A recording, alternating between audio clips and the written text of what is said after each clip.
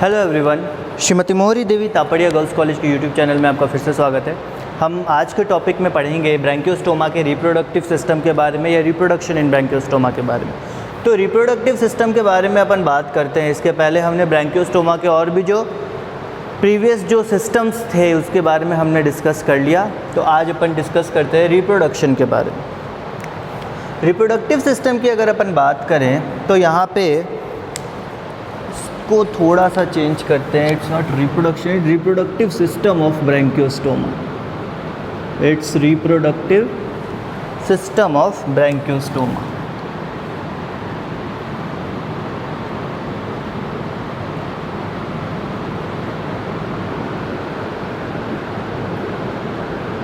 Reproductive system इन या of Branchiostoma. अब यहाँ पे ब्रैंकियोस्टोमा की जब बात करें हम, एक तरह से ये जो है ये एक डायोसियस एनिमल होता है। मतलब यहाँ पे जो ब्रैंकियोस्टोमा के केस में ये जो है सेक्सेस आर सेपरेट। मतलब सेक्सेस आर सेपरेट बोलने का मतलब है कि मेल और फीमेल अलग अलग होंगे। मेल अलग इंडिविजुअल होगा, फीमेल अलग इंडिविजुअल होगी। पर जबकि सेक्सेस सेपरेट है, ये डायोसियस है, मतलब मेल फीमेल अलग अलग है, फिर भी मॉर्फोलॉजिकली मतलब देख के सामने से इनका जो स्ट्रक्चर है, इनका जो बॉडी स्ट्रक्चर है पूरा, उसको देख के मॉर्फोलॉजिकली आप नहीं बता सकते कि ये मेल है या फीमेल है। ठीक है, सेक्सेस भले ही सेपरेट है, मेल अलग होगा फीमेल अलग होगा, पर ये हम आइडेंटिफाई देख के नहीं कर सकते कि कौन मेल है कौन फीमेल है। अब उसके बाद में हम देखते हैं कि मेल फीमेल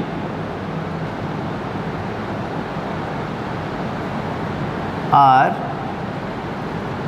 लुक अलाइक, मतलब बिल्कुल एक जैसे दिखते हैं। मेल और फीमेल दोनों एक जैसे दिखते हैं, बिल्कुल कोई डिफरेंस नहीं पाया जाता। नॉट शोइंग एनी, किसी भी प्रकार का जो डाइमॉर्फिज्म है या सेक्सुअल डाइमॉर्फिज्म बोले वो नहीं शो करते हैं। सेक्सुअल डाइमॉर्फिज्म मतलब यहाँ पे सेक्सुअल डाइमॉर्फिज्म बोलने का मतलब जब मेल और फीमेल को देख के आप अंतर बता सको, उसको अपन बोलते हैं सेक्सुअल डाइमॉर्फिज्म। दो सेक्सेस के बीच में, एक मेल सेक्स एक फीमेल सेक्स, इन दोनों के बीच में आप डिफरेंस आइडेंटिफाई कर सको देख के, तो उसको हम बोलते हैं सेक्सुअल डाइमॉर्फिज्म। और ये इसमें नहीं होता, हम मेल फीमेल को देख के आइडेंटिफाई नहीं कर सकते कि कौन मेल है और कौन फीमेल है। ठीक है, उसके आगे अपन देखते हैं।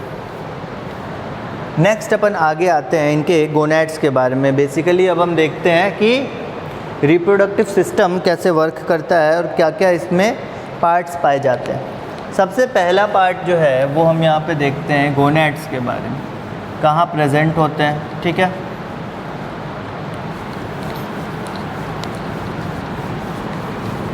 सो आई होप कि ब्रैंकियोस्टोमा का डायग्राम तो सबको शायद याद होना चाहिए होगा। फिर भी एज़ फॉर एग्जांपल एक रफ़ डायग्राम अगर देखा जाए तो ब्रैंकियोस्टोमा के केस में हमने क्या पढ़ा था कि आगे का जो पोर्शन है वो निकला हुआ होता है, फिर ओरल हुड होता है और फिर पूरा बोट शेप्ड इसकी बॉडी होती है। आगे का जो निकला हुआ पोर्शन होता है वो क्या होता है, रोस्ट्रम का पोर्शन होता है। ठीक है, आगे पोर्शन थोड़ा सा निकला हुआ होता है। चलो, ये थोड़ा सा पोर्शन निकला हुआ है, स्ट्रीम्ड लाइन बॉडी। उसके बाद अपन देखें, ये वैसे नहीं, थोड़ा सा पतला होता है, ये ऐसे निकला नहीं होता, पर यहाँ पे आप फिर भी देखो कि यहाँ पिछले वाले पोर्शन पे यहाँ पे प्रेजेंट होगा एट्रियोपोर। एट्रियोपोर प्रेजेंट होगा, एट्रियम से जो भी एक्सक्रीटरी प्रोडक्ट आएगा वो एट्रियोपोर के थ्रू बाहर निकलेगा। एट्रियोपोर और फिर यहाँ ये ओरल हुड वाला रीजन है, ये पूरा ओरल हुड वाला रीजन है। और उसके बाद यहाँ पे जो है फेरिंग्स वाला रीजन है, यहाँ पे ऊपर क्या प्रेजेंट था, नोटोकॉर्ड प्रेजेंट होगा। नोटोकॉर्ड इलोंगेटेड होगा पूरा, यहाँ से लेकर यहाँ तक ये नोटोकॉर्ड प्रेजेंट होगा, इलोंगेटेड नोटोकॉर्ड आगे से लेकर पीछे तक। फिर यहाँ पे फेरिंग्स वाला पोर्शन भी प्रेजेंट होगा। ठीक है, और उसके बाद जो आपका गोनैड्स है, अगर गोनैड्स के बारे में बात करें ब्रैंकियोस्टोमा के केस में, तो गोनैड्स यहाँ पे प्रेजेंट होते हैं, या यहाँ भी नहीं, यहाँ से आप देखो यहाँ पे जो है ये गोनैड्स प्रेजेंट होंगे, गोनैड्स यहाँ पे प्रेजेंट होते हैं। अब गोनैड्स जो है वो कहाँ से कहाँ तक है? गोनैड्स जो प्रेजेंट होंगे वो हाफ फेरिंग्स के हाफ से लेकर एट्रियोपोर तक गोनैड्स जो है यहाँ पे प्रेजेंट रहेंगे।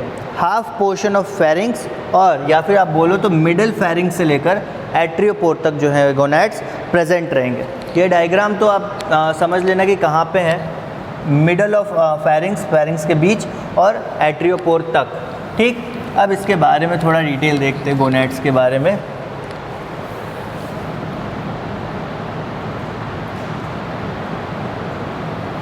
तो यहाँ पे ब्रैंकियोस्टोमा के गोनैड्स की अगर अपन बात करें तो ये क्या होता है? वेंट्रोलेटरली लोकेटेड।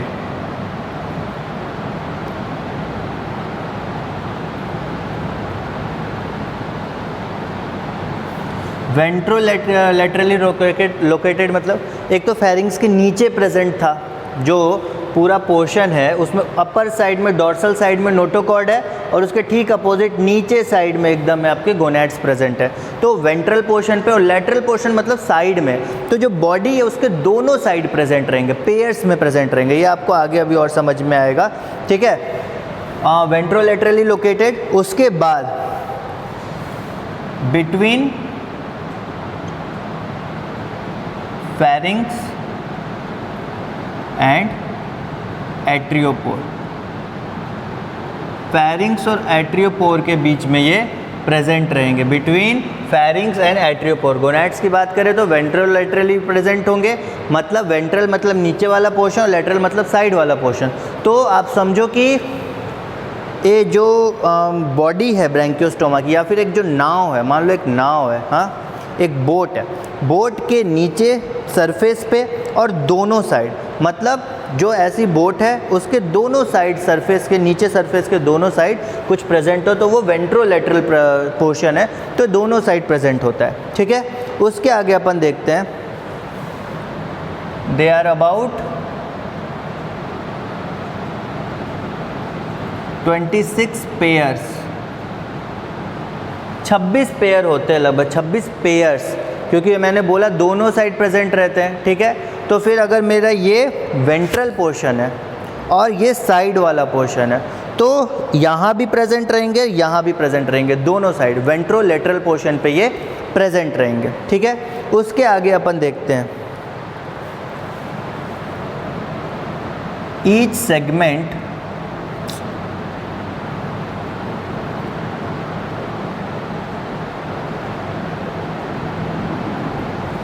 इसको लिखो आप present in each segment between 25 to 51st segment. Okay,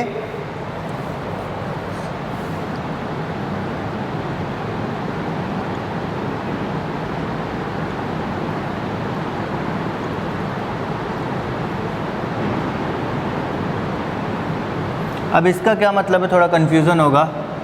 1 pair in each segment 25 से 51, मतलब यहाँ पे 26 पेयर्स हमने बोला। अब सेगमेंट जो है, अब यहाँ पे जो सेगमेंट अपन बोल रहे हैं, बेसिकली ब्रैंकियोस्टोमा की बॉडी सेगमेंटेड नहीं होती है।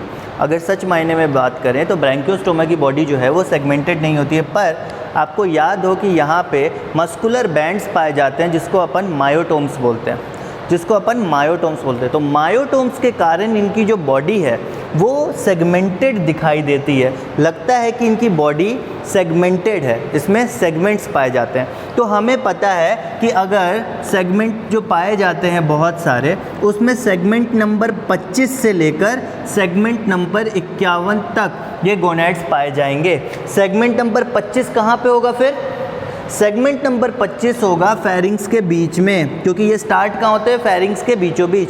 और 51 नंबर कहाँ होगा? एट्रियोपोर पे, तो एट्रियोपोर पे ये ख़त्म होगा। तो 25 से 51 के बीच में जितने भी हैं आपके 26 गोनैड्स जो है वो पाए जाएंगे। तो 26 इस तरफ पाए जाएंगे और 26 उस तरफ, शरीर के एक तरफ 26, शरीर की दूसरी तरफ और 26 पाए जाएंगे। तो टोटल 26 पेयर्स पाए जाएंगे। ठीक है, ये तो पता चला कि ये सेगमेंट की बात कहाँ से है। यहाँ पे मायोटोम्स के कारण बॉडी जो है वो सेगमेंटेड दिखाई देती है। उसके आगे अपन देखते हैं मिडिल फेरिंग्स से शुरू होते हैं और एट्रियोपोर पे जाके ये ख़त्म हो जाते हैं, ठीक है। और एक और चीज़ यहाँ पे लिख लो कि ये जो गोनैड्स हैं उसको आप बाहर से भी देख सकते हो, विजिबल होंगे, क्योंकि जो बॉडी वॉल है ब्रैंकियोस्टोमा का वो ट्रांसपेरेंट होता है, ठीक है। Body wall of Branchiostoma is transparent. इस ट्रांसपेरेंट बॉडी वॉल के कारण जो अंदर गोनैड्स हैं वो आपको बाहर से भी दिख सकते हैं। बॉडी वॉल ट्रांसपेरेंट रहता है तो आप बाहर से भी इसको देख सकते हो, ठीक है। ये तो पता चला। वेंट्रोलेटरली लोकेटेड होगा। वेंट्रल मतलब निचला पोर्शन, ये निचला समझो या फिर समझो पेट वाला पोर्शन। अगर इंसानों की बात करें तो सामने पेट वाला जो पोर्शन है वो वेंट्रल पोर्शन, और पीछे पीठ वाला पोर्शन जो वो डॉर्सल पोर्शन, ठीक है। बिटवीन फेरिंग्स और एट्रियोपोर, फेरिंग्स का जो बीच वाला पोर्शन होगा, मिडिल पोर्शन होगा। मान लो कि फेरिंग्स यहाँ से लेकर यहाँ तक है, तो ये जो बीच वाला पोर्शन है यहाँ पे ये स्टार्ट होंगे, यहाँ से ये गोनैड स्टार्ट होंगे, और एट्रियोपोर यहाँ पे है तो यहाँ पे अंतिम होगा, और बीच में ये होगा पहला नंबर, ये हो गया 26वां नंबर। उसके बाद जो से लेकर 25 तक यहाँ पे प्रेजेंट होंगे 24 और, ठीक है। ऐसे होता है। 26 पेयर्स होंगे, हर पेयर मतलब सेगमेंट में डिवाइडेड होगा। 25 से लेकर 51 सेगमेंट में ये पेयर्स होंगे। सेगमेंट नंबर मतलब सबसे पहला जो होगा वो सेगमेंट नंबर 25 में होगा, और 26वां जो होगा 51 में होगा, ठीक है। बॉडी वॉल जो है ब्रैंकियोस्टोमा का वो ट्रांसपेरेंट होता है, और इसी कारण से हम उसको देख सकते हैं, अंदर गोनैड्स हैं उसके बारे में हम देख सकते हैं। अब हम देखते हैं यहाँ पे, ये है गोनैड, ये है गोनैड ब्रैंकियोस्टोमा का। ब्रैंकियोस्टोमा के गोनैड की अगर अपन बात करें तो यहाँ पे आपको दो पोर्शन दिख रहे होंगे। दो पोर्शन मतलब एक ये पार्ट है और दूसरा ये पार्ट है। ये दो पोर्शन आपको दिख रहे होंगे। तो यहाँ पे आप एक चीज़ देखो, ये जो पोर्शन है, ये जो पूरा पोर्शन है, ये पूरा पोर्शन, ये एक कैविटी है। क्या है? ये एक कैविटी है। ये कौन सी कैविटी है? Gonadal cavity. Gonadal cavity. चूँकि ऐसी दो कैविटीज़ प्रेजेंट है, एक ये और एक ये, इस कारण से ये जो कैविटी है ये आपकी है प्राइमरी गोनैडल कैविटी। ये जो कैविटी है ये आपकी है प्राइमरी गोनैडल कैविटी। तो उस हिसाब से जब ये प्राइमरी है तो ये कौन सी हो जाएगी आपकी? दूसरी वाली कैविटी ये है आपकी सेकेंडरी गोनैडल कैविटी। ये आपकी क्या हो जाएगी? Secondary gonadal cavity. Primary gonadal cavity इसको इसलिए बोलते हैं कि यहीं पे फॉलिकुलर एपिथेलियल प्रेजेंट होगा। ये जो पूरा पोर्शन है इसका, ये साइड वाला, ये वेंट्रल वाला जो पूरा पार्ट है, ये जो वेंट्रल पार्ट है इसका, ये वेंट्रल पार्ट जो है वो फॉलिकुलर एपिथेलियम है। फॉलिकुलर एपिथेलियम यहाँ पे बोलने का मतलब कि इसी से जो जर्म सेल्स है वो प्रोड्यूस होंगे। यही फॉलिकुलर एपिथेलियम जो है वो जर्म सेल प्रोड्यूस करेगा। इसको मैं लिख देता हूँ, ये मैं मिटाता हूँ, ठीक है। जो मैंने लिख रखा है इसको मैं मिटाता हूँ। आई होप कि लिख लिया होगा आपने, नहीं लिखा तो वीडियो पॉज करके लिख लो एक बार इसको, ठीक है। तो मैं इसको मिटाता हूँ।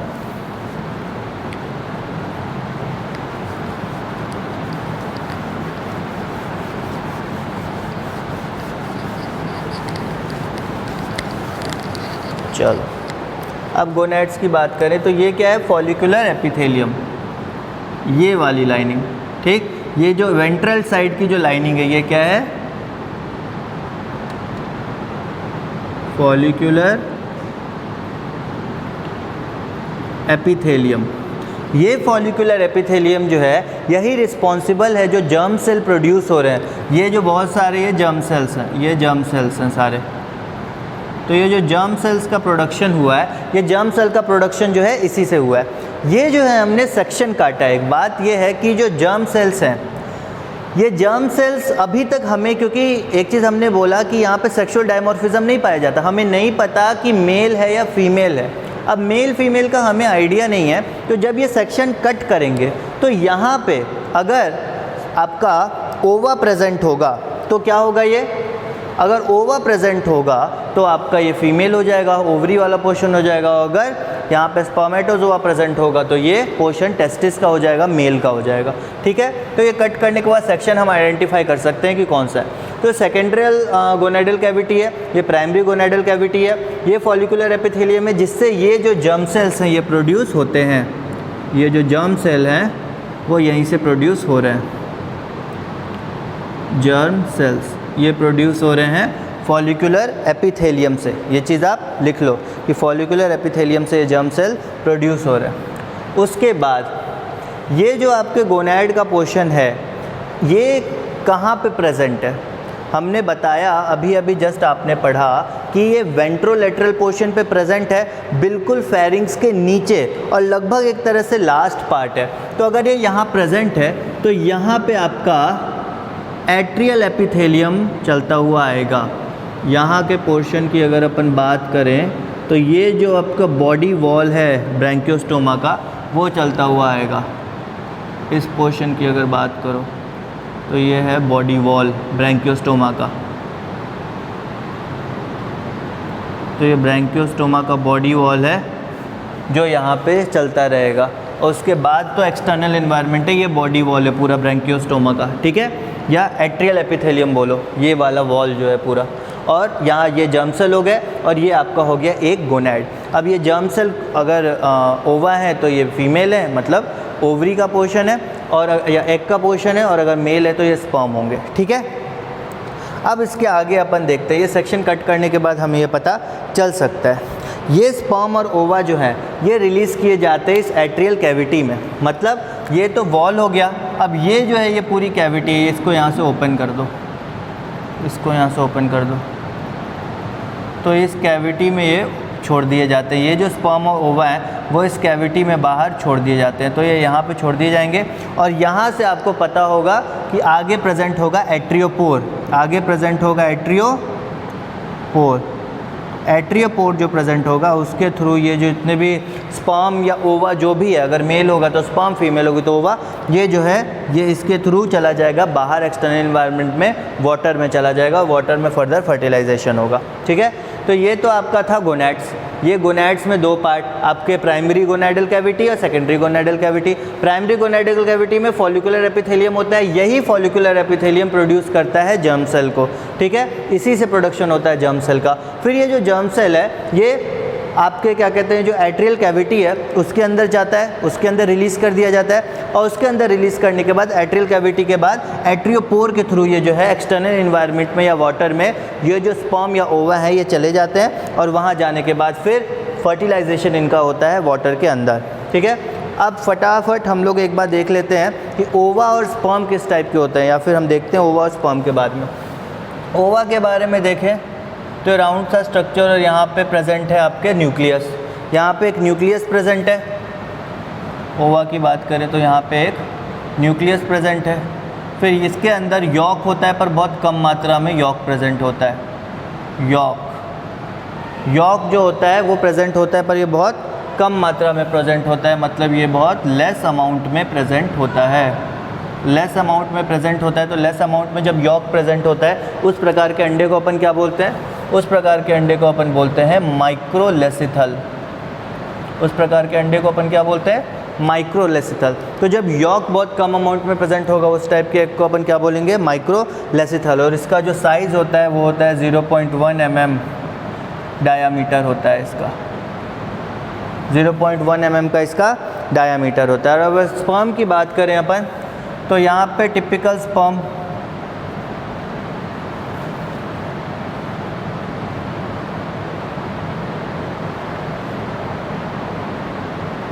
टिपिकल स्पर्म होता है। सबसे ऊपर वाला पोर्शन क्या होता है, एक्रोजोम। एक्रोजोम के बाद क्या होता है, ये हेड पोर्शन। ये बीच में कौन सा होता है, आपका नेक पोर्शन, और लास्ट का होता है टेल पोर्शन। ये चार पोर्शन में डिवाइडेड होता है आपका स्पर्म, या फिर नेक पोर्शन को आप बोलो मिडिल पीस। ठीक है, तो इसमें डिवाइड होता है आपका स्पर्म ब्रैंकियोस्टोमा का। ये हो गया स्पर्म और ये हो गया ओवा। ओके। तो ये दो पार्ट होते हैं आपके ब्रैंकियोस्टोमा में। अगर ओवा प्रेजेंट होगा तो वो फीमेल होगी, अगर स्पर्म प्रेजेंट होगा तो मेल होगा। ये एक्रोसोम का क्या फंक्शन होता है? एक्रोसोम जो है वो एक कैप लाइक स्ट्रक्चर होता है। ये कैप लाइक जो स्ट्रक्चर होता है वो ओवा का जो प्रोटेक्टिव लेयर है इसको ब्रेक डाउन करने में आसानी होता है स्पर्म को, इसके लिए ये जिम्मेदार होता है। ये एक्रोसोम हेल्प करता है स्पर्म को ओवा के प्रोटेक्टिव लेयर को ब्रेक डाउन करने ताकि वो फ्यूज़ हो सके और फर्टिलाइज हो सके। ठीक है, तो ये था बेसिकली आपका जो भी पोर्शन था वो था आपके स्पर्म और ओवा के बारे में और रिप्रोडक्टिव सिस्टम के बारे में ब्रैंकियोस्टोमा के। इसमें एक और बात लिख लो कि जितने भी एक स्पेशलिटी है इस स्पर्म की, ब्रैंकियोस्टोमा के स्पर्म की अगर अपन बात करें तो एक स्पेशलिटी है यहाँ पे कि ये जो स्पर्म है जितने भी कॉर्डेट्स एनिमल्स हैं या कॉर्डेट्स ऑर्गेनिज्म के बारे में हम पढ़े हैं या हम पढ़ेंगे उनमें सबसे छोटा स्पर्म इसी का होता है। ठीक है, यहाँ पे आप लिख दो कि smallest sperm in all vertebrates, all chordates, not only vertebrates। जितने भी कॉर्डेट्स हैं उनमें सबसे छोटा स्पर्म किसका होता है? इसी का होता है ब्रैंकियोस्टोमा का, जिसकी साइज़ जो है वो आप लिख लो लगभग 18 माइक्रोन। इसकी साइज़ कितनी होती है? 18 माइक्रोन की इसकी साइज़ होती है। तो ये था टोटल आपका overview reproductive system in branchiostoma का। आई होप कि समझ में आ गया होगा। बेसिक ये गोनैड है, इसका डायग्राम आप अच्छे से एक बार रिवाइज़ कर लेना, बना के देखना, एग्ज़ाम में आ सकते हैं। ये छोटे छोटे डायग्राम्स बहुत इजी हैं पर एग्ज़ाम में पूछे जा सकते हैं 2 नंबर के क्वेश्चन में कि आप डायग्राम बना के दिखा दो, तो डायग्राम आप बना सकते हो, उसको लेबल कर सकते हो। ये चीज़ हमेशा याद रखना कि जो फॉलिकुलर एपिथेलियम है वो हम इस लाइनिंग को बोल रहे हैं। ये जो लाइन है वो है फॉलिकुलर एपिथेलियम और उस लाइनिंग से प्रोड्यूस होते हैं आपके जर्म सेल्स। और वो जर्म सेल्स मेल है फीमेल वो डिपेंड करता है कि प्रोडक्शन ओवा का होता है या स्पर्म का। ठीक है, तो ये था basically reproductive system in Branchiostoma. I hope कि आपको समझ में आ गया होगा। तो इसके नोट्स बनाइएगा अच्छे से, इसको रिवाइज़ करिएगा ताकि आपको ईजिली ये याद हो जाए। एंड आई होप कि आपको ईजिली याद हो जाएगा और आपको समझ में आ गया होगा और ये वीडियो आपको पसंद आया होगा। सो अगर आपको वीडियो पसंद आया हो इस वीडियो को लाइक कीजिए, शेयर कीजिए, हमारे चैनल को सब्सक्राइब कीजिए। मिलते हैं नेक्स्ट वीडियो में नए टॉपिक के साथ। Thank you very much.